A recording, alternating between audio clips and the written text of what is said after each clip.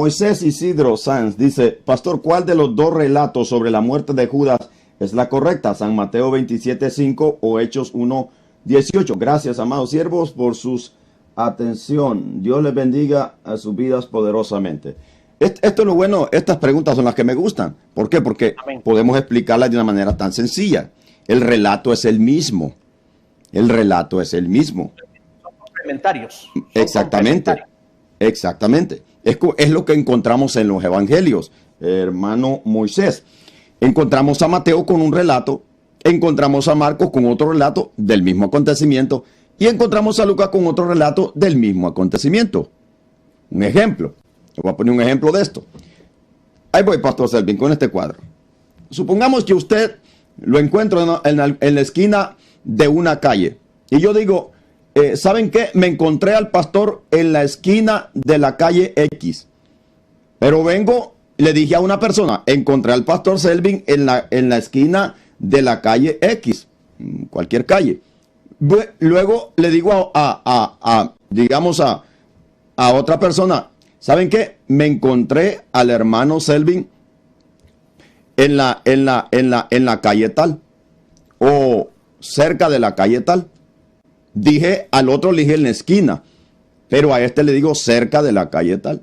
Y ya vengo y me encuentro a otra persona y le digo, me encontré al pastor Selvin pasando por la calle tal. O sea, ¿cuál de los tres relatos es el correcto? Es el mismo. Es el mismo. Iba pasando por la esquina de la calle tal y iba por la calle tal. O sea, el relato es el mismo. Así son los evangelios. Un ejemplo, Mateo dijo de 2 endemoniados. Lucas dice de un endemoniado. Mateo habla de 2, creo que Mateo y Marcos habla de 2 ciegos en Jericó. Creo que Lucas habla solo de Bartimeo. Creo que es Lucas o Juan. No estoy equivocado, pastor. Entonces, es lo mismo. Ahora, es un complemento. Ahora, le voy a contestar al hermano Moisés, pastor, con esto. Dice Mateo 27 que Judas, después que entregó las piedras, 27:5. Y dice, y arrojando las piezas de plata, en el templo salió y fue y se ahorcó. Ahora, ¿qué dice Hechos 1:18? Que fue lo que está narrando el apóstol Pedro. Dice así. Era contado con nosotros, hablando de Judas, y tenía parte en este ministerio. Pues con el salario de su iniquidad, o sea, iniquidad del pecado de haber entregado a Cristo, adquirió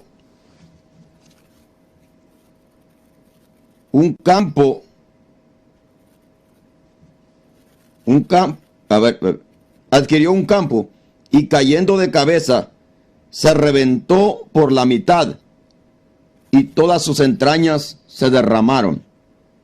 Ahora, ¿por qué Pedro dice esto? Pastor, si no sabemos la altura de donde se colgó Judas, ahora si se colgó de una altura grande, alta, lo que supuestamente nos está diciendo Pedro, el apóstol Pedro aquí, es que del golpe posiblemente Judas se pudo haber descuartizado en alguna piedra, o no sé, o en alguna palo, y se reventó, o sea, se le salieron sus entrañas. Pastor. Así es. Por eso es que los evangelios, los 3 evangelios, Mateo, Marcos y Lucas, se les llama evangelios sinópticos, o que quiere decir con mensajes parecidos. Siervo, quiero decir algo, permítame. Okay. Dije que Judas cayó de cabeza. Dice, perdón, espéreme ahí, siervo. Dice, perdón, leí mal. Dice el apóstol Pedro que Judas cayó de cabeza y se reventó por la mitad. Entonces, acá Mateo dice que se ahorcó. Si nosotros hablamos de una persona ahorcada, pues lo vamos a encontrar ahorcado. Entonces lo que se cree es que sí se ahorcó, pero supuestamente se reventó la rama o el árbol y cayó de cabezas abajo. Eso me faltó que explicar. O sea, como que se reventó el árbol donde se colgó. Eso es lo que yo iba a explicar. Que el evangelio, los evangelios, a excepción de Juan, porque Juan, todos los relatos de Juan son únicos. Son relatos que no aparecen en los otros evangelios. O sea que como que Juan se dio a la tarea de escribir relatos que no los tomaran en cuenta en nosotros historiadores o los otros evangelistas. Y tal vez no quiso repetir lo que ellos ya habían repetido, ¿no? Porque entre los tres repiten los mismos acontecimientos.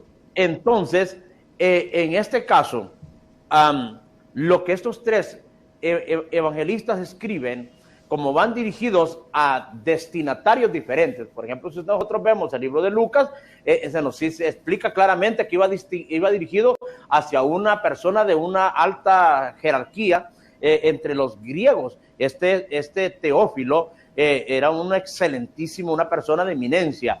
Así que entonces, como iba dirigido a diferentes destinatarios, así como las cartas van dirigidas a diferentes destinatarios, las de Galacia para los Gálatas, los de Tesalónica, los de Corinto, y así por el estilo. Entonces, cuando ellos escriben, ellos tomaron los datos que más les llamaron la atención.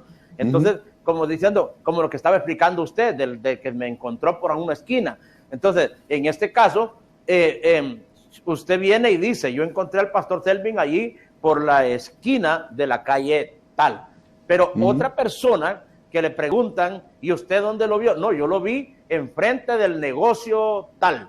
Y el otro va a decir, no, yo me lo encontré por la avenida. Entonces, al final de cuentas, lo que hay que hacer es unir los relatos para encontrar cuál es la verdad. Entonces, lo que hizo Mateo fue que él no le dedicó mucha explicación al asunto, sino que dice, hey, este Judas vendió al Señor y con el fruto de lo vendido hizo lo malo y terminó ahorcándose y luego, pues, con ese dinero se compró ese campo de maldición donde él se había ahorcado y él no va más. Él ahí corta la historia, pero Lucas nos dice detalles diferentes, porque Lucas es el que escribe los hechos.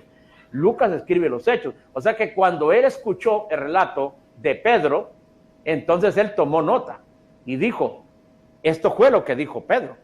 Pedro dice que cayendo de cabeza se reventó. Entonces, lo que entendemos es que si él se ahorcó el mismo día que Jesús fue crucificado, en este caso, Judas tenía que haberse ahorcado mucho más antes de la muerte del Señor. Entonces, imaginémonos, era víspera del día de reposo. Los cuerpos no se dejaban muertos en un lugar porque tenían que esperar hasta otro día. Pero en este caso, Judas no murió en un lugar público, no murió donde la gente lo viera. Entonces, él fue hasta ese campo. Tuvo que haber tomado el tiempo para subirse a algún árbol, tomarse un mecate, un lazo, algo y ahorcarse. Pasó todo ese día pegado en ese árbol posiblemente. Y luego vino el día de reposo, nadie lo iba a bajar de ahí. Entonces ese cuerpo se descompuso, el peso de tantas horas, la rama se pudo haber reventado, el lazo o la soga se pudo haber reventado, y si no, pues se reventó el cuello donde se destrabó el cuerpo y cayó sobre las rocas y se abrió por el centro. Entonces, Lucas nos está explicando más detalles de los que nos da Mateo. No significa que se contradicen, solo es que son complementarios las dos historias. Y así es como se debe de estudiar la palabra del Señor. Se debe de estudiar respetando los contextos, y que hay que entender que la palabra de Dios nunca se puede contradecir, es complementaria. Adelante, pastor.